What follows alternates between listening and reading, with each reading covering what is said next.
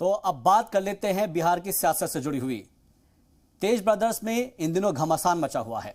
RJD के रियासती सदर जगदानंद सिंह के मसले पर तेजस्वी और तेज प्रताप के बीच इख्तलाफात बने हुए हैं और इस बीच तेज प्रताप के एक नए ट्वीट ने इन खबरों को और भी हवा दी है। तेज प्रताप ने एक प्रवासी सलाहकार का जिक्र करते हुए ट्वीट किया कि उसकी वजह से आरजेडी और लालू परिवार में टकराव पैदा हो रहे हैं। यही नहीं, जगदानंद सिंह ने तेज प्रताप के करीबी तलबा लीडर आकाश यादव को उनके ओहदे से हटाया था और इसके लिए भी तेज प्रताप ने इसी प्रवासी सलाहकार का अपने ट्वीट में जिक्र किया है। पहले आपको दोनों ट्वीट दिखाते हैं। इन ट्वीट के जरिए हम आपको बताने की कोशिश करते हैं कि आखिर वाकया क्या था। पहले ट्वीट में बताया गया है कि जिस प्रवासी मशविरेकार के इशारों पर पार्टी चल रही है वो हरियाणा में अपने परिवार से किसी को सरपंच भी नहीं बनवा सकता। वो खाक मेरे अर्जुन को सीएम बनाएगा। वो प्रवासी सलाहकार सिर्फ लालू परिवार और राजद में टकराव पैदा कर सकता है। यह पहला ट्वीट है और दूसरा ट्वीट भी आपको दिखाते हैं।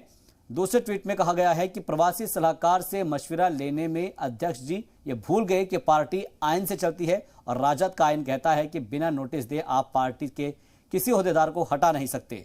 आज जो हुआ वो राजद के आइन के खिलाफ हुआ है। तो टकराव में है या टकराव के मूड में है प्रताप ब्रदर्स। तेज प्रताप की बात अगर हम करें तो तेज प्रताप ने कहा है कि जो पार्टी है वो आइन से चलती है, संविधान से चलती है और पार्टी का संविधान ये कहता है कि अगर आपको किसी को कहीं ओहदे से हटाना है तो उसको लेकर आपको पहले नोटिस देना होगा। तो पार्टी का जो आइन है वो ये कहता है कि बिना नोटिस दिए आप पार्टी के किसी ओहदेदार को नहीं हटा सकते और आज जो भी हुआ है वो राजद के आइन के खिलाफ हुआ है। तो सबसे अहम सवाल यही है, आज के इस नजरिए में हम समझने की कोशिश करेंगे कि जिस प्रवासी मशवरेकार का जिक्र किया जा रहा है आखिर उसका क्या रोल है आरजेडी में। पुत्र के रूप में सबकी इज्जत है, लेकिन यहाँ पुत्र के रूप में सवाल कोई हमसे करे तो मैं उसका क्या जवाब दे सकता हूँ।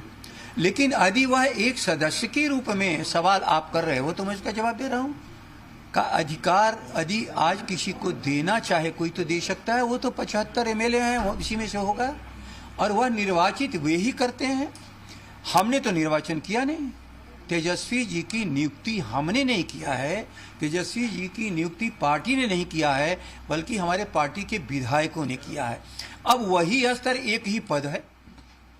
यदि और पद होता तो हो सकता है कि और दूसरे उस पद पर आ जाते।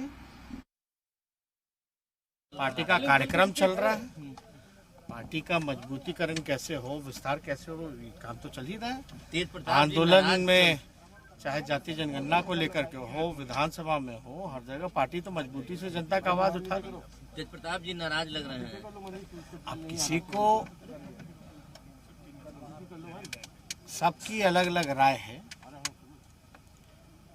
आप लोगों का सवाल जो है उससे हम इतना ही कहना चाहेंगे कि सब कुछ हम हैं तो ठीक कर लेंगे। जब हम चिंतित ही नहीं हैं, जब हम हैं, राष्ट्रीय अध्यक्ष हैं, सब कुछ ठीक हो जाएगा। जेडीयू ये जानना चाह रहा है कि प्रवासी नेता कौन है। अब कौन जानना चाह रहा नहीं जानना चाह रहा, जदयू को तो भाई जनता बाढ़ में त्राहिमाम कर रही है, वहां ध्यान दें थोड़ा। और इस पर बात करने के लिए हमारे साथ दो खास मेहमान जुड़ गए हैं, उनका तारुफ कराते हैं फिर चर्चा की शुरुआत करेंगे। एसएम अनवर हुसैन साहब हमारे साथ जुड़ गए हैं, तर्जुमान हैं आरजेडी के। एसएम अनवर साहब आपका बहुत बहुत इस्तकबाल है जी सलाम पर। और इसके अलावा हमारे साथ ऋषि मिश्रा जो जुड़ गए हैं, पॉलिटिकल एनालिस्ट है। ऋषि जी आपका भी बहुत बहुत खैर मकदम है। सबसे पहले मैं आपसे समझना चाहूँगा एसएम साहब कि आखिर पार्टी में चल क्या रहा है, क्यों इस तरह से पार्टी के आइन को लेकर कहा जा रहा है कि जो भी आज कुछ हो रहा है वो राजद के आइन के खिलाफ हो रहा है, उसके कॉन्स्टिट्यूशन के खिलाफ हो रहा है। मैं आपसे समझना चाहूँगा कि आज के टाइम में आरजेडी को आप कैसे देखते हैं और जो भी कुछ चल रहा है क्या वो आइन के खिलाफ हो रहा है। देखिए, सबसे पहले तो मैं ये बात वाज़ह कर दूं कि मैं तकरीबन पिछले 2 महीने से पटने में नहीं हूं। कुछ हेल्थ इश्यूज को लेकर, कुछ फैमिली इश्यूज को लेकर मैं अपने गांव पे हूं, इसलिए मैं ज्यादा अपडेट नहीं हूं। लेकिन जो कुछ डेवलपमेंट सामने आ रहा है वो पार्टी के लिए यकीनन अफसोसनाक है और हमारे तेज प्रताप जी को ये सोचना चाहिए कि वो जो सुर बुलंद कर रहे हैं, बीच बीच में बुलंद करते रहते हैं, हाँ। वो पार्टी के हेल्थ के लिए अच्छा नहीं है। और जहां तक जगदानंद जी का सवाल है, तो वो सिर्फ पार्टी के प्रदेश अध्यक्ष नहीं है, वो पार्टी के उन चंद गिने चुने लीडरों में है, बल्कि मैं कहूंगा कि पूरे बिहार के चंद गिने चुने लीडरों में है जिनकी ईमानदारी पे, जिनकी इंटीग्रिटी पे कभी किसी ने कोई उंगली नहीं उठाई जी। और फिर यह है कि वो उनके पिताजी के साथियों में है, पिताजी की तरह है। पार्टी के अंदर इख्तिलाफ होता है, डिफरेंस ऑफ ओपिनियन होता है, उसको उसके सही जो प्लेटफॉर्म्स है उस पर रखना चाहिए। राजद के तेजस्वी जी की लीडरशिप का सवाल है जी, तो जवाब सीधा है कि तेजस्वी जी को तमाम एमएलए ने मिलकर अपना लीडर चुना है जी, और इसी लिहाज से वो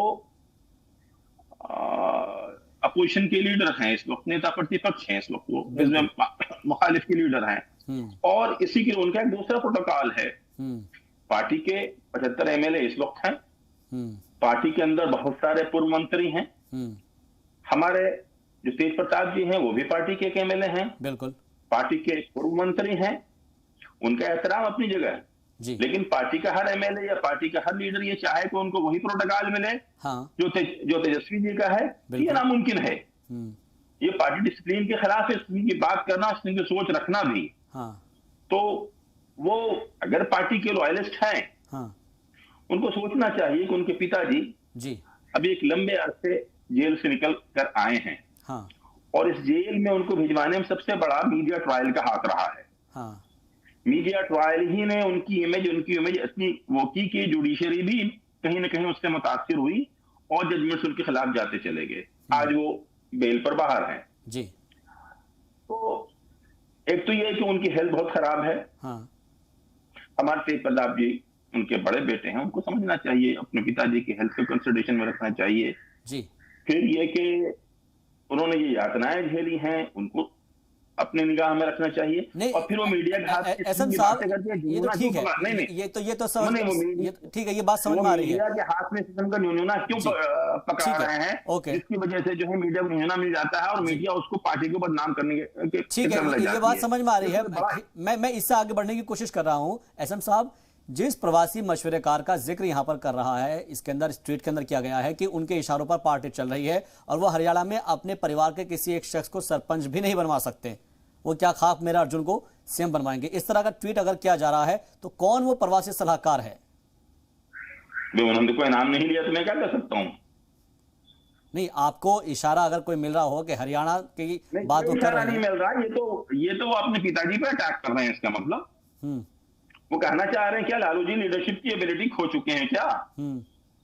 तो पार्टी के सुप्रीम लीडर लालू यादव जी हैं जी, और पार्टी के अंदर जो जहां जो कुछ भी है वो लालू जी की वजह से है। फिर इस किस्म के इशारे देना, इस किस्म की ट्वीट करना वो पार्टी के खिलाफ भी है, पार्टी की लीडरशिप के भी खिलाफ भी है। मुझे अफसोस होता है, मैं तेज प्रताप से इस किस्म के स्टेटमेंट्स एक्सपेक्ट नहीं करता हूं, या जो लोग भी इस किस्म के स्टेटमेंट दे रहे हैं, इस किस्म के ट्वीट्स भेज रहे हैं, वो पार्टी की मुखालफत कर रहे हैं और उनको डरना चाहिए। पार्टी किसी न किसी उनके खिलाफ एक्शन ले सकती है जी। ठीक है, मैं आपके पास फिर से लौटूंगा। ऋषि मिश्रा जी हमारे साथ जुड़े हुए हैं, उनसे भी समझते हैं बिहार की सियासत के बारे में। ऋषि मिश्रा जी, आपको क्या लगता है कि क्या टकराव के मूड में है, आर पार की लड़ाई में है तेज प्रताप?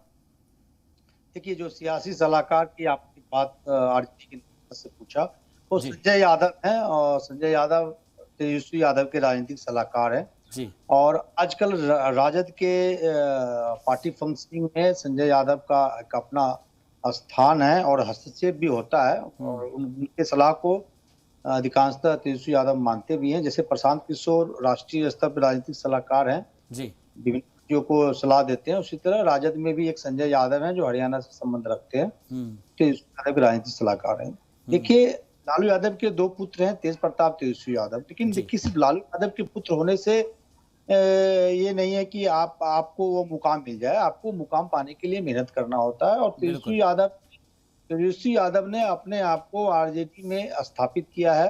सिर्फ लालू यादव के पुत्र होने के नाते नहीं, उन्होंने जो 2020 में जो विधानसभा चुनाव हुआ, आपने देखा कि एक अकेला तेजस्वी यादव ने पूरे एनडीए गठबंधन को टक्कर दिया जी। और अब आरजेडी के जो नेता बैठे हैं उनके बयान से भी पता चलता है कि तेज प्रताप यादव का राजद में क्या महत्व है या क्या स्थान है। तो यही छटपटाहट तेज प्रताप में है कि जो हमारे छोटे भाई को रिस्पांस मिलता है, जो हमारे छोटे भाई को पार्टी में एक अधिकार है, वो अधिकार हमें भी मिलना चाहिए जी। ये बात तेज प्रताप यादव भूल जाते हैं कि उस अधिकार प्राप्त करने के लिए आपको एक गंभीर नेता बनना होगा। जिस प्रकार से तेज प्रताप यादव बयानबाजी कर रहे हैं, हाँ। जगदानंद सिंह पे हमला कर रहे हैं, संजय यादव पे हमला कर रहे हैं, और संजय यादव पे हमला नहीं कर रहे हैं, डायरेक्ट रूप से तेजस्वी यादव पे हमला कर रहे हैं जी। तो कहीं ना कहीं परिवार में एक आपका हमको लगता है कि रिफ्ट आया है,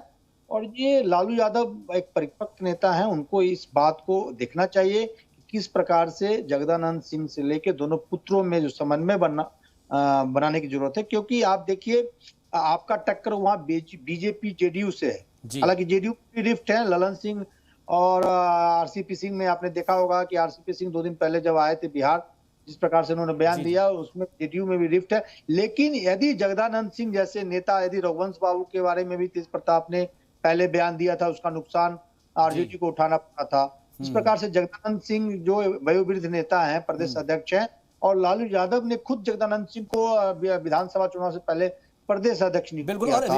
ऋषि जी खास तौर पर जो भी कुछ हो रहा है इस वक्त आरजेडी के अंदर, जो भी कोई किसी भी मकाम पर है, वो लालू यादव की बिना सहमति के नहीं हो सकता। इस बात को खुद एहसन खान साहब भी कह रहे हैं। उनका भी ये कहना है कि जो भी कुछ हो रहा है इसका मतलब तो ये है कि वो अपने परिवार के ऊपर या फिर अपने लालू प्रसाद यादव के ऊपर सवाल उठा रहे हैं।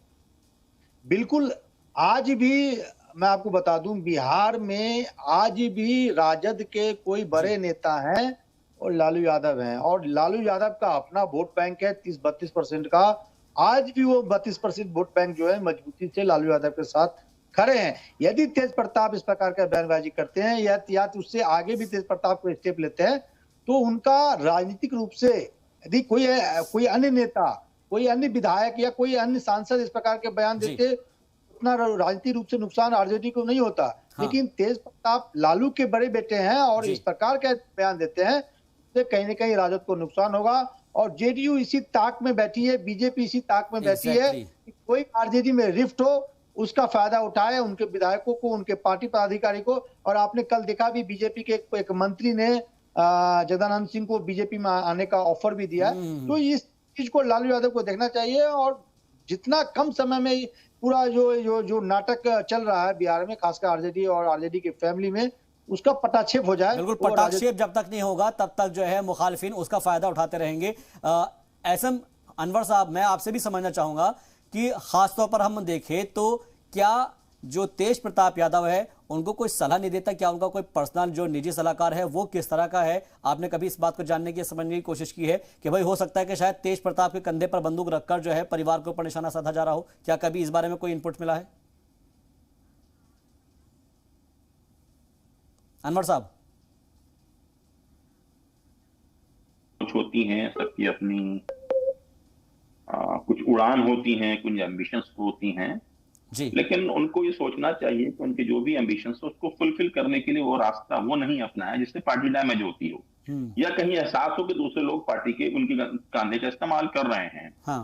अफसोसनाक बात है, हमारे तेज प्रताप का मुसलसल कई इस किस्म के एक्शन हो चुके हैं, और पार्टी को ये समझना चाहिए, लालू जी भी अच्छी तरह जानते हैं इस बात को, बिल्कुल, कि जगदानंद सिंह इस एज में, उस उम्र में जितनी पार्टी को वक्त दे रहे हैं और जिस तरह से पार्टी को ग्रूम कर रहे हैं, और पिछले 2 साल में जिस तरह से पार्टी को उन्होंने बिल्कुल हुकूमत के करीब पहुंचा दिया, लबे बाम हम जिसको कहते हैं पहुंच चुके थे, बिल्कुल है ना, हम हाथ रख चुके थे, हाथ फिसल के हम कुर्सी पे नहीं बैठ पाए। इसमें जहां तेजस्वी यादव जी के अपने विजन का कमाल है, उनकी अपनी एक पर्सनल अपील कमाल है, वहां पर जो गाइडलाइन है ग्रूमिंग का जो काम है जो हमारे जगदानंद बाबू ने किया है, तो उन्हें कंट्रीब्यूशन को कोई नकार नहीं सकता है।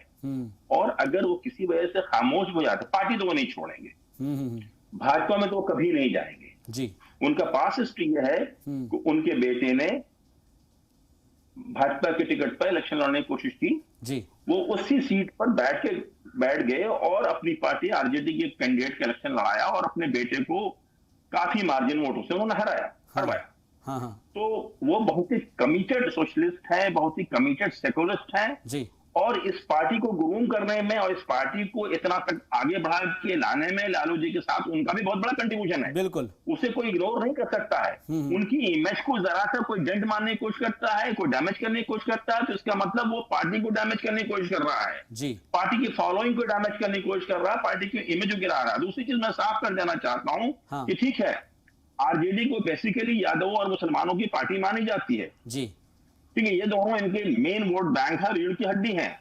लेकिन इधर चंद सालों से पार्टी ने जो अपनी बिजनेस को ग्रोथ किया है, उसके बाद पार्टी का रीच काफी बड़ा है और पार्टी की रीच जो है मुख्तलिफ जातियों में पहुंच चुकी है।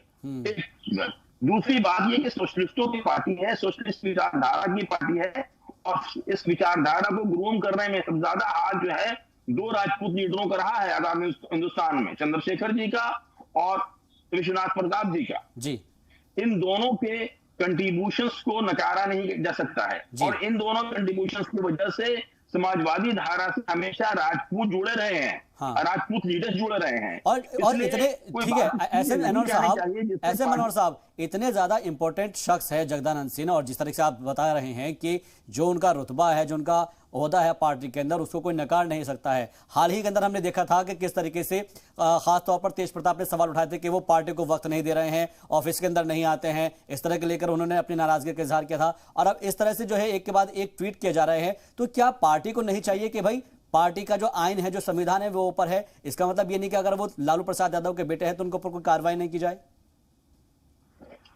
नहीं, पार्टी देखिए अपने वक्त पे कार्रवाई करेगी। हर वॉइस ऑफ डिसेंट के खिलाफ हर वक्त कार्रवाई नहीं की जाती है। एक वॉइस ऑफ डिसेंट मान लीजिए, एक वॉइस ऑफ डिससैटिस्फैक्शन है जी, अब कोई शख्स में डिससैटिस्फैक्शन है, वो अपने डिससैटिस्फैक्शन का इजहार करता रहता है, बार बार सवाल है उसका इम्पैक्ट क्या पड़ रहा है। जब बहुत इम्पैक्ट करता हुआ नजर आएगा तो पार्टी उसका नोटिस लेगी जी। लेकिन जगदानंद सिंह जी अपनी जगह पर जमे हुए हैं, वो नाराज होते हैं, घर बैठ जाते हैं, उनको मना के लाया जाता है। ये खुद सिग्नल है उनके लिए, तेज प्रताप जी के लिए, कि लालू जी के यहाँ पार्टी के अंदर जगदानंद सिंह जी का क्या मकाम है। इस मकाम को भूलना नहीं चाहिए। बात कर रहे हैं कि क्या तेज प्रताप यादव टकराव के मूड में हैं, क्योंकि एक के बाद एक जो उनके ट्वीट है वो इस बात की तरफ इशारा करते हैं। तमाम खास मेहमान जुड़े हुए हैं हमारे साथ, एक बार फिर से उनका रुख करते हैं और चर्चा को आगे बढ़ाते हैं। दानिश इकबाल जी लीडर हैं बीजेपी के, उनसे बात करते हैं। दानिश साहब, बिहार की सियासत के अंदर जो चेहरे हैं वो सभी जानते हैं, तेज प्रताप और तेजस्वी यादव, दोनों का कद किसी से छुपा नहीं है। छोटा भाई आगे निकल गया, बड़ा भाई को उस तरह की रिस्पॉन्सिबिलिटी नहीं मिल पाई है जिसके वो हकदार होना चाहिए थे। लेकिन कुछ लोगों का ये कहना है कि पार्टी के अंदर जो जितना काम मेहनत के साथ करेगा उसको उसी के हिसाब से रिस्पॉन्सिबिलिटी मिलेगी। इसी को लेकर चर्चा चल रही है कि क्या दावेदारों की दौड़ शुरू हो गई है आरजेडी के अंदर और इसीलिए टकराव के हालात बन गए हैं? आपका क्या रिएक्शन इस पर? देखिए, लोकतंत्र के अंदर जो है ये एक बड़ी विडंबना है। इस प्रकार से हम देखते हैं कि क्षेत्रीय दल जो है वंशवाद के आधार पर लगातार बढ़ती जा रही है। उसी का एक नमूना जो है ये राष्ट्रीय जनता दल का जो पूरा का पूरा परिवार है, वो मैं उसको वैसे ही देखता हूं। जब हमारे संविधान के निर्माता ने लोकतंत्र को चुना, एक मजबूत लोकतंत्र बनाने के लिए संविधान का निर्माण किया, तो लोकतंत्र सिर्फ चुनाव के माध्यम से ही नहीं बल्कि जो राजनीतिक दल हैं, जो राजनीतिक दल चुनाव के माध्यम से जो सत्ता में आएंगे, जो राज्य और केंद्र में शासन चलाएंगे, उन दलों के अंदर भी लोकतंत्र होना चाहिए। लेकिन हम देख रहे हैं कि ये बड़ी विडंबना है कि हमारे देश के अंदर जो है एक ही व्यक्ति, एक ही परिवार की पार्टी लगातार जो है शासन कर रही है। उसी का एक उदाहरण राष्ट्रीय जनता दल है। राष्ट्रीय जनता दल के अंदर अगर आप देखेंगे, जब लालू प्रसाद यादव जी ने इस पार्टी को बड़ा किया, इस पार्टी को बनाया, तो उनके साथ न जाने कितने बड़े बड़े कार्यकर्ता, जो बड़े बड़े नेता बने, चाहे वो अब्दुल बारी सिद्दीकी हो, जगदानंद सिंह हो, रघुवंश प्रसाद जी अब इस दुनिया में नहीं रहे हैं। उन लोगों के साथ क्या सलूक किया गया इस पार्टी के द्वारा। और जो तेजस्वी प्रसाद हैं या तेजस्वी यादव हैं, तेज प्रताप हैं, इनका इस पार्टी के लिए क्या योगदान है? बिहार की मिट्टी के लिए क्या योगदान है? इनका सिर्फ योगदान यही है कि ये लालू प्रसाद यादव के पुत्र हैं। और आज जो है पार्टी के अंदर अपनी हिस्सेदारी को लेकर के जो है दो गुटों, दो भाई के बीच में एक बंटवारा की दीवार खड़ी दिख रही है। और निश्चित तौर पर मैं मानता हूं कि आने वाले समय में पार्टी के अंदर बंटवारा होने जा रहा है। पार्टी दो धरों में टूट रहा है, और एक धरा जो है तेज प्रताप के साथ है और दूसरा धरा जो है वो तेजस्वी यादव के साथ है। और देखिए पार्टी के लिए जिन्होंने जीवन दानिश साहब इसी पीछे आप वजह किसे मानते हैं? जो नेता लालू दानिश साहब इसी में मेरा काउंटर क्वेश्चन है, दानिश साहब संघर्ष किया, दानिश इकबाल साहब उनकी आज हैसियत ठीक है, दानिश इकबाल साहब इसके लिए आप किसको वजह मानते हैं अगर इस तरह की टकराव की स्थिति बन रही है? का कोई सम्मान नहीं है जी। आप 25 से 30 साल के जो उनके पुत्र हैं उनके सामने किसी की हैसियत नहीं है। तो ये जो परिवार की जो पार्टी होती है उसका हश्र ऐसा ही होता है। और ये भारतीय जनता पार्टी साफ कहती है कि ये परिवार वंशवाद का नतीजा यही होता है, और जिस भी पार्टी के अंदर वंशवाद और परिवार भाई भतीजावाद होगा उस पार्टी का हश्र ऐसा ही होगा, वो पार्टी टूट के ही जो है समाप्त हो जाएगी। ठीक है सर। ऋषि मिश्रा जी बहुत देर से इंतजार कर रहे हैं। ऋषि मिश्रा जी आप थोड़ा मुस्कुरा भी रहे थे जब इस तरह की बात चल रही थी, कुछ कहना चाह रहे हैं आप? देखिए जो बीजेपी के नुमाइंदे हैं जी, बातें कही, उन पर हंसी आ रही है। उनके पार्टी में क्या लोकतंत्र है, ये दिल से जवाब देंगे तो शायद वो तो उत्तर तक पहुंच पाएंगे। देखिए मेरे हिसाब से जितने भी पॉलिटिकल पार्टी हैं कहीं भी लोकतंत्र मुझे नहीं लगता है जी। कहीं वंशवाद का जोड़ है, कहीं किसी व्यक्ति का जोड़ है जी। आप कांग्रेस देख लीजिए, कांग्रेस में गांधी परिवार कांग्रेस को एक तरह से डायरेक्ट इनडायरेक्ट उसे चला रही है जी। बीजेपी में अमित शाह, नरेंद्र मोदी ने किसी विषय पे यदि फैसला ले लिया तो बीजेपी में कोई ऐसे नेता हैं जो अमित शाह, नरेंद्र मोदी के फैसले पर सवाल उठा सकते हैं? वर्तमान पर ऐसा तो मुझे नहीं लगता है। जहां तक मेरा सवाल राजद के नेता से है जी। आज तो यादव ने सुबह किसी मीडिया संस्था से बात करते हुए कहा कि यदि जगदानंद सिंह में दम है तो हम पे कार्रवाई करके दिखाए। हमारे छात्र नेता आकाश यादव पे उन्होंने कार्रवाई किया है, प्रदेश अध्यक्ष पद से हटा के एक नए लोगों को बना दिया है। तो मेरा सवाल आरजेडी के नेता से है कि यदि तेज प्रताप यादव ऐसे खुलेआम चैलेंज प्रदेश अध्यक्ष को कर रहे हैं कि मैं बार बार अनडिसिप्लिन काम करूंगा, बार बार पार्टी विरोधी बयान दूंगा, क्या पार्टी के प्रदेश अध्यक्ष में दम है कि तेज प्रताप यादव पे कार्रवाई करेंगे? मेरा सवाल राजद के नेता से, इस पे मैं चाहूंगा कि वो जवाब दें जी। ऐसा अनवर साहब ठीक है, जवाब लेते हैं उनसे। अनवर साहब क्या पार्टी कार्रवाई कर पाएगी? क्या पार्टी के जो प्रदेश अध्यक्ष है वो इतनी हैसियत रखते हैं आरजेडी के अंदर कि वो कार्रवाई कर पाए तेज प्रताप के खिलाफ? देखिए पार्टी प्रेसिडेंट की जो हैसियत है वो हैसियत अपनी जगह बरकरार है जी। जहां तक है इनडिसिप्लिन के खिलाफ कार्रवाई करने की उसका एक प्रोसेस है, वन प्रोसेस बना रखा है, उसकी एक कमेटी है, मामला उसके सुपुर्द होंगे और वो कमेटी फिर अपना फैसला करेगी। हाँ। ये थोड़ी ना आज किसी ने कहा और कल पार्टी अध्यक्ष ने फौरन उसको निकालने के ऐलान कर दिया। But sir this is not first time sir, ये पहली बार नहीं है ना, पहली बार नहीं है ऐसा मनोहर साहब। ये नहीं, क्या भाजपा के अंदर वॉइस ऑफ डिससैटिस्फैक्शन नहीं है क्या? हाँ। हमारे स्वामी जी मुसलसल कुछ बोलते नहीं रहते हैं क्या मोदी जी के ऊपर? हाँ। आज तक उनको निकाला गया? तो हर पार्टी के अंदर कुछ ऐसी आवाजें होती हैं जो मौजूदा निजाम से मुतमईन नहीं होती है जी। उसको इंगेज करने की पहले कोशिश की जाती है। हाँ। जब वो काबू से बाहर होते तो उनके खिलाफ डिसिप्लिन की कार्रवाई की जाती है जी। उसके लिए कमेटियां बनी हुई हैं, वो अपना काम करेंगी।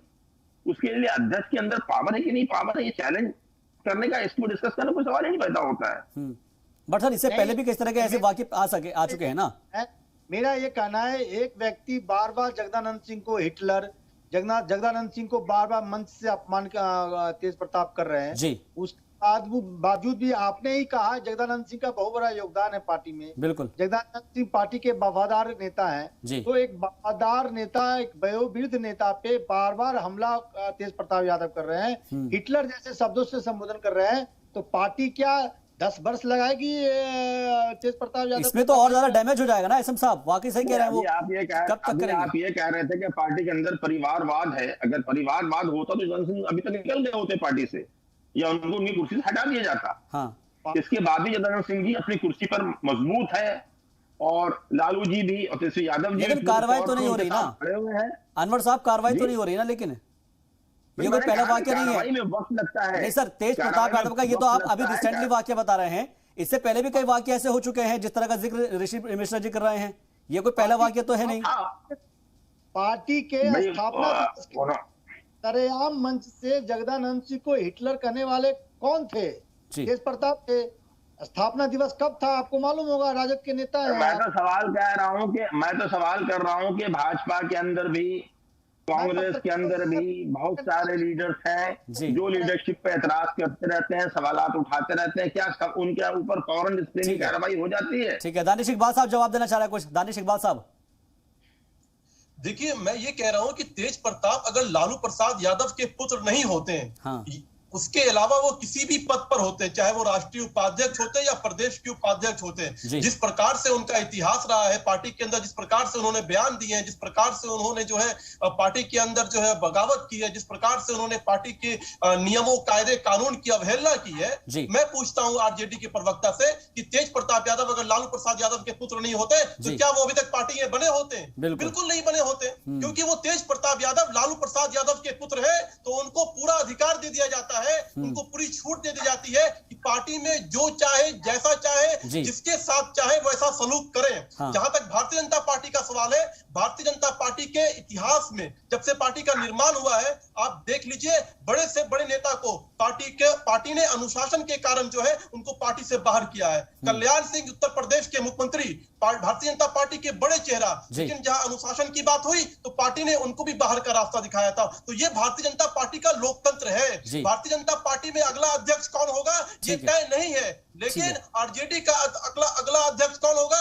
ये तय है। समाजवादी पार्टी में अगला अध्यक्ष कौन होगा ये तय है। टीआरएस में अगला अध्यक्ष कौन होगा ये तय है। इस तरह से लोकतंत्र के विषय को समझना चाहिए। भारतीय जनता पार्टी जो है लोकतंत्र के माध्यम से चलती है और लोकतंत्र के माध्यम से ही फैसले लिए जाते हैं। ये आरजेडी को भी समझना चाहिए और ये जग जाहिर है, इसे हमें बताने की जरूरत नहीं है कि देश के अंदर लोकतंत्र से चलने वाली कोई पार्टी है तो एकमात्र पार्टी है भारतीय जनता पार्टी। ऋषि मिश्रा जी जवाब देना चाहेंगे इस पर कुछ?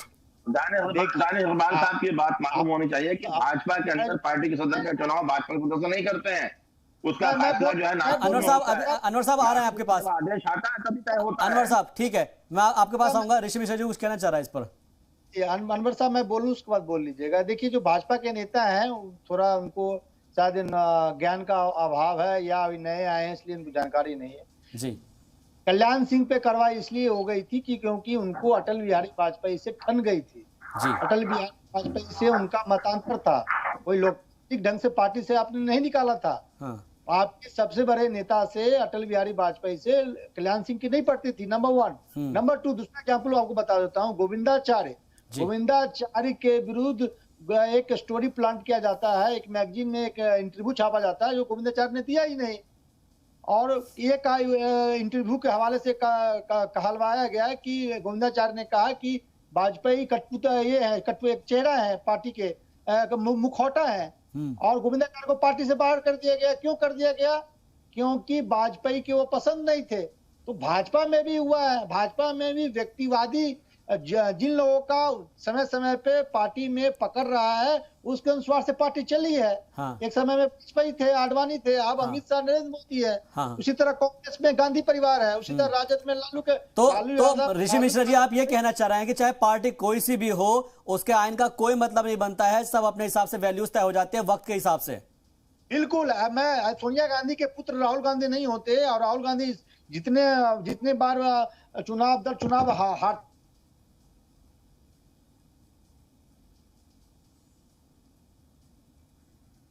जी। ऋषि मिश्रा जी से राब्ता हमारा जुड़ने की कोशिश कर रहे हैं जी। ऋषि मिश्रा जी आवाज आ रही है? जी कंटिन्यू कीजिए जी। तो मैं यही कह रहा हूं कि यदि तेज प्रताप यादव लालू के बेटे नहीं होते तो अब तक कार्रवाई हो गई होती जी। ये बात बिल्कुल सही है। तेज प्रताप यादव बच रहे हैं क्योंकि लालू यादव के बेटे हैं, और राजद में जो लालू यादव चाहेंगे वही होगा। चाहे जगदानंद बाबू का वो अपमान करे, चाहे वो रघुवंश प्रसाद सिंह का अपमान करे, चाहे वो किसी अन्य नेता का अपमान करे। बीजेपी में वही होगा जो अमित शाह, नरेंद्र मोदी चाहेंगे। कांग्रेस में वही होगा जो सोनिया गांधी, राहुल गांधी चाहेंगे। ये हमारे देश के राजनीति का हकीकत है। चाहे किसी भी पार्टी के नेता अपने पार्टी को डिफेंड करे, ये उनका अधिकार है। ओके, ऐसा मनोहर साहब, क्या जो पार्टी का आइन बनाया जाता है, जो संविधान की दुहाई की जाती है, वो ताक पर रख दी जाती है सिर्फ इसलिए कि कोई शख्स किसी का करीबी है या किसी का बेटा है या फिर कोई शख्स पावर में है तो उसकी ही चलेगी? मैं किसी एक पार्टी के बारे में नहीं, मैं सबके बारे में कर रहा हूं, और खासतौर पर आरजेडी में इसलिए मैं बार बार सवाल कर रहा हूं कि अगर तेज प्रताप यादव लालू प्रसाद यादव के बेटे नहीं है तो उनके अंदर क्या खूबी है? कोई एक खूबी बताइएगा। देखिए ऐसा है कि वो पार्टी के एमएलए हैं जी, पूर्व मंत्री हैं, पार्टी की डिफरेंट बॉडीज के मेंबर भी हैं, उनकी क्या अपनी हैसियत है, उनको सवाल करने का हक है, वो सवाल कर रहे हैं और उनके सवाल का जवाब दिया जा रहा है। जब वो हक से तजावुज करेंगे तो उनके खिलाफ डिसिप्लिनरी एक्शन लिया जाएगा। अब मैंने कहा कि उसका एक प्रोसेस है हमारे यहाँ। इलेक्शन के दौरान बहुत सारे लोगों ने पार्टी की मुखालफत की अंदर जी, उनके खिलाफ पार्टी ने तकरीबन 6 महीने से ज्यादा वक्त लिया, उनके खिलाफ डिसिप्लिनरी कार्रवाई करने में, हर चीज की इंक्वायरी हुई, तहकीक प्रोसेस से गुजार के तब उनके खिलाफ एक्शन लिया गया, उनको पार्टी से निकाला गया जी। तो हमारे तेज प्रताप जी भी उससे बाहर नहीं है। हाँ। लेकिन ऐसा नहीं है, हमारे यहाँ जो है वॉइस ऑफ डिसेंट को रिस्पेक्ट दी जाती है जी, वॉइस ऑफ डिससेटिस्फैक्शन को सुना जाता है, पहले उसको एंगेज करने की कोशिश की जाती है। हम उसी प्रोसेस से गुजर रहे हैं और जिस दिन लगा के नहीं पार्टी उनकी वजह से डैमेज हो रही है, यकीनन पार्टी उनके ऊपर एक्शन लेगी और एक्शन लेने के जो प्रोसेस से जो लोग इन्वॉल्व है वो लोग एक्शन लेंगे उसके ऊपर। नहीं, लेकिन जिस ट्वीट के जरिए सवाल किए जा रहे हैं, जिस ट्वीट का जिक्र हम लगातार अपने इस रिपोर्ट में भी दिखा रहे हैं कि एक के बाद एक जो 2 ट्वीट किए गए हैं और जो हरियाणा का शख्स जिसके बारे में खुद ऋषि मिश्रा जी बता रहे हैं कि उसमें ट्वीट में कहा गया है कि जिस प्रवासी मशवरेकार के इशारों पर पार्टी चल रही है वो हरियाणा में अपने किसी परिवार को सरपंच नहीं बनवा सकते। तो मेरे अर्जुन यानी कि तेजस्वी यादव को बोला है कि मेरे अर्जुन को सीएम वो क्या बनवाएगा। तो जाहिर तौर पर वो उस शख्स पर भी सवाल उठा रहे हैं, तो पार्टी को तो उस शख्स के बारे में भी समझना चाहिए ना। देखिए मैं पार्टी का तर्जुमान हूं और मेरा ये काम नहीं है कि किसके यहाँ कौन चपरासी है, किसके यहाँ कौन ड्राइवर है, किसके यहाँ कौन कुक है, किसके यहाँ कौन वॉचरमैन है, किसके यहाँ कौन एडवाइजर, उसको जानूं। और हर शख्स को यह राइट है कि जिसको अपना दोस्त समझता है, जिसको अच्छा एडवाइजर समझता है, उसको अपने करीब रखे और उससे मशवरा ले। लेकिन सवाल यह है कि पार्टी क्या हमारी पार्टी किसी एक्स के मशवरे पे चल रही है? ये परसेप्शन गलत है। जो लोग ये परसेप्शन फैला रहे हैं तो पार्टी को डैमेज कर रहे हैं। पार्टी में जगदानंद सिंह जैसे सीनियर लीडर मौजूद हैं जी, और यकीनन उनकी राय की सबसे ज्यादा अहमियत दी जाती है पटना के अंदर भी और दिल्ली के अंदर भी। इसलिए ये कहना कि कोई XYZ जो है पार्टी की चला रहे हैं बैठ के 10 सर्कुलर रोड से, ये परसेप्शन गलत है। ठीक है दानिश इकबाल जी, मैं आपसे समझना चाहूंगा कि इस पूरी स्थिति को देखते हुए क्या बीजेपी भी इस पूरे मामले को बहुत करीब से, बहुत नजदीक से देख रही है कि पहले देखिए इन दोनों भाइयों की लड़ाई कब तक होती है, कहां जाकर करती है, उसके बाद में फिर हम अपना जो है एक तरीके से इक्का खेलेंगे? नहीं, देखिए ये एक पार्टी का अंदरूनी मामला है। भारतीय जनता पार्टी का इसमें कोई लेना देना नहीं है। एक पार्टी के अंदर जो है ना संविधान है, ना कोई नीति है, ना कोई नियति है, ना कोई नेतृत्व है। यहाँ पे जैसे एक घर के अंदर बंटवारे को लेकर के 2 भाइयों में जो है दीवार खड़ी होती है, झगड़ा होता है, उसी तरह से इस पार्टी के अंदर 2 सपुत्र हैं लालू प्रसाद यादव के, और दोनों सपुत्र अपने अपने अधिकार की लड़ाई एक दूसरे के खिलाफ लड़ रहे हैं। और ये हम आज से नहीं देख रहे हैं, ये बहुत पुरानी लड़ाई है जो अब दिन ब दिन जो है ये सामने नजर आता है। मुझे लगता है कि इसका जो नुकसान है वो बिहार की जनता को होता है। जब बिहार की जनता ने उनको एक बहुत ही अच्छे विधायक चुन करके दिए, उनको अच्छी संख्या में विधायक चुन करके दिए, तो उनका सम्मान करना चाहिए। पार्टी को लोकतांत्रिक पैटर्न पे चलना चाहिए और विपक्ष की भूमिका को इनको निभाना चाहिए। लेकिन ना ये विपक्ष की भूमिका निभा पा रहे हैं बिहार के अंदर, ना बिहार की जनता के साथ ये अपना काम कर पा रहे हैं जहां इनके विधायक चुन करके आए हैं, बल्कि ये परिवार के अंदर जो है आपसी विवाद को लेकर के ही ये अपना समय खराब कर रहे हैं। मुझे लगता है ऐसी पार्टी को, ऐसी विचारधारा को, ऐसी नीति को समाप्त कर देना चाहिए और आने वाले समय में बिहार की जनता ऐसी पार्टी को समाप्त कर देगी। ठीक है अनवर साहब, क्या आपका रिएक्शन इसके ऊपर? मैं कुछ ऐड करना चाहता हूं। मेरे जो मित्र हैं जो बीजेपी से, उनको मालूम नहीं है कि लालू यादव का जो पहली बार सरकार बना था बिहार में, वो बीजेपी के सपोर्ट बना था। और आज बीजेपी के जो नेता है, नए नेता, वो कह रहे हैं कि ऐसी पार्टी को खत्म कर देनी चाहिए, ऐसी विचारधारा को खत्म कर देनी चाहिए। हमने बिल्कुल कहां से सपोर्ट किया था? हमने लेफ्ट के साथ ही सरकार बनाई है, हमने लेफ्ट के साथ ही सरकार बनाई है इस देश के अंदर। इसका मतलब ये नहीं है कि आने वाले समय में हम उस विचारधारा को, उस नेतृत्व को, उस नीति को अगर गलत है तो उसकी आलोचना नहीं करें। ठीक है, सुन लेते हैं जी। राजनीति में बच्चे ज्ञानवर्धन कर देता हूँ मेरे भाई। जब लालू यादव पहली बार जब जनता दल के नुमाइंदे के रूप में जब सरकार बनाया था तो बीजेपी से ही सपोर्ट किया था, बीजेपी के सपोर्ट से ही सरकार बना था। आपको नहीं मालूम होगा, देखिए तो नहीं मालूम होगा, और आप उस विचारधारा को खत्म करने की बात करते हैं। असल में देखिए बीजेपी का मसला ये है कि मैं विचारधारा को खत्म करने वाला कौन होता हूँ? जनता मालिक है, बिहार की जनता खत्म करेगी। और बिहार की जनता 15 सालों से आपको मुख्यमंत्री बने थे, जी सलाम को करोड़ों लोग देखता है। मैं आज एक बड़ा अपडेट बता रहा हूं कि लालू यादव जब मुख्यमंत्री बने थे, चंद विधायकों की दरकार थी उनको, बीजेपी ने बाहर से समर्थन दिया था उस सरकार को, तब जाके लालू यादव मुख्यमंत्री बने।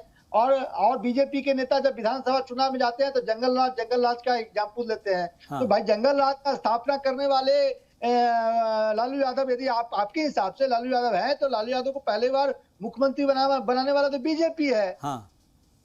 जी दानिश इकबाल साहब। शहबाज देखिए, जब दिल्ली के अंदर पहली बार नगर निगम का चुनाव हुआ था और पहली जो दिल्ली की मेयर बनी थी अरुणा आसफ अली, वो लेफ्ट पार्टी की थी और भारतीय जनता पार्टी के सपोर्ट से वो मेयर बनी थी। तो इसका मतलब क्या हुआ?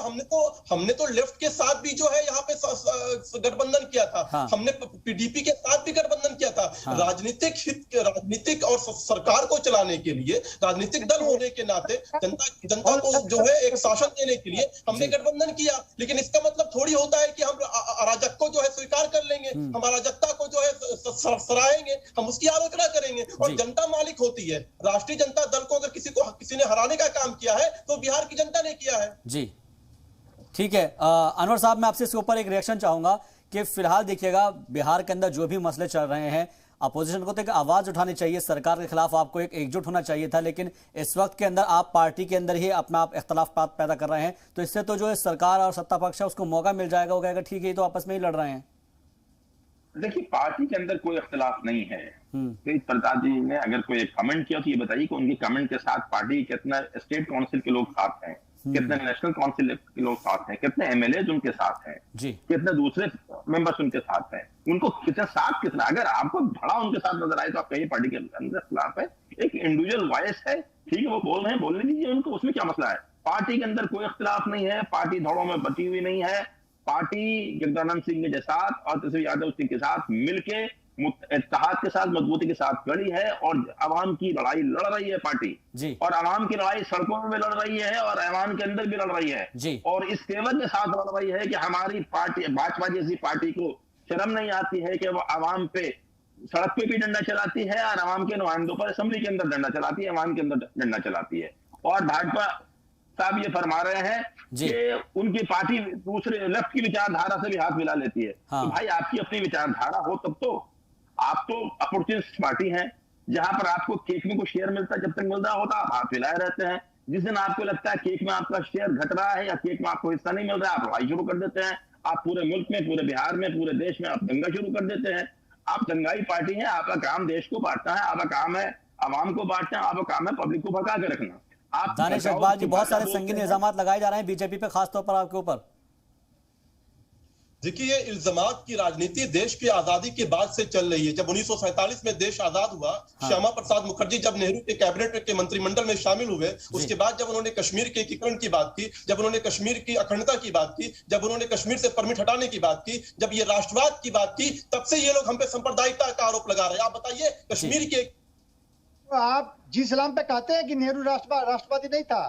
हिम्मत है तो आप बोलिए। तो है, हिम्मत है तो के लिए, कश्मीर के एकीकरण के लिए और जो है सांप्रदायिकता का इल्जाम सहने को तैयार है। और ये 1947 से इल्जाम भारतीय जनता पार्टी पे लगता आ रहा है। जब जब हम राष्ट्रवाद की बात करते हैं, जब जब हम देश की बात करते हैं, जब जब हम अखंडता और एकता की बात करते हैं, तब भी हमें सांप्रदायिकता का आरोप लगाते हैं कि आपकी जनता दे। आप कहेंगे कि नेहरू राष्ट्रवादी नहीं था, आप मैं चैलेंज करता हूं। आखिर तिरंगा साहब को इतनी नफरत क्यों है? इकबाल साहब, आपको तिरंगे से इतनी नफरत क्यों है? बिल्कुल तिरंगे से नफरत नहीं, ये तो आपकी बनाई गढ़ी हुई कहानियां हैं।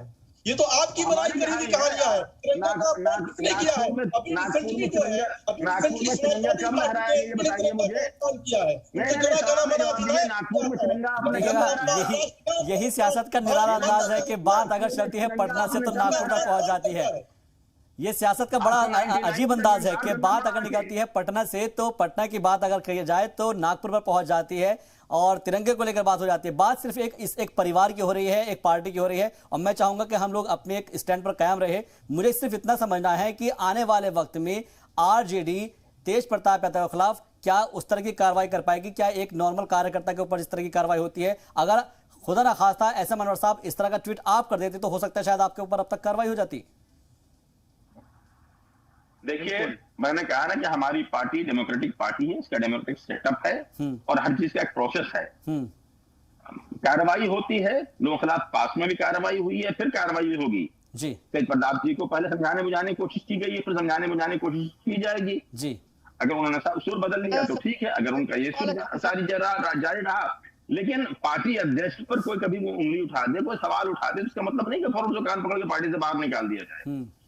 ठीक है, लेकिन पार्टी मुस्तैद है, पूरे तौर पे पार्टी पूरी एकता के साथ, पूरी कुव्वत के साथ जगदानंद सिंह के साथ खड़ी है। और जहां तक सवाल है शिकायत का कि वो वक्त पर नहीं आते हैं, जो मैं बता दूं कि उनके जैसा रेगुलर कोई पार्टी प्रेसिडेंट शायद आरजेडी के में नहीं रहा होगा। तो यही तो सवाल उठा रहे थे ना तेज प्रताप यादव, आपके पार्टी के एमएलए लीडर रेगुलर काम करते रहते हैं। ऐसा मनवर साहब, यही तो हम कह रहे हैं कि सवाल तो तेज प्रताप यादव उठा रहे हैं, कोई और पार्टी का लीडर थोड़ी उठा रहा है। तेज प्रताप सवाल उठा रहे हैं कि जगदानंद पार्टी पर ऑफिस के अंदर दफ्तर में टाइम पर नहीं देते हैं, वक्त पर नहीं आ पाते हैं।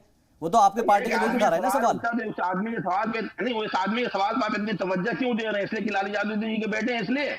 नहीं, पार्टी के मेंबर है वो, नहीं वो पार्टी के जो आपने बताया है अभी तक कि उनके पास कितने सारे अलग अलग वो ओहदों पर फायज है, हम तो उस लिहाज से सवाल उठा रहे हैं। लालू प्रसाद के तो बेटे हैं, वो तो कार्रवाई नहीं हो रही इसलिए लालू प्रसाद के बेटे हैं इसलिए नहीं हो रही है, लेकिन सवाल तो इसलिए भी उठ रहा है ना कि वो पार्टी के एमएलए भी है, पार्टी के मेंबर भी है।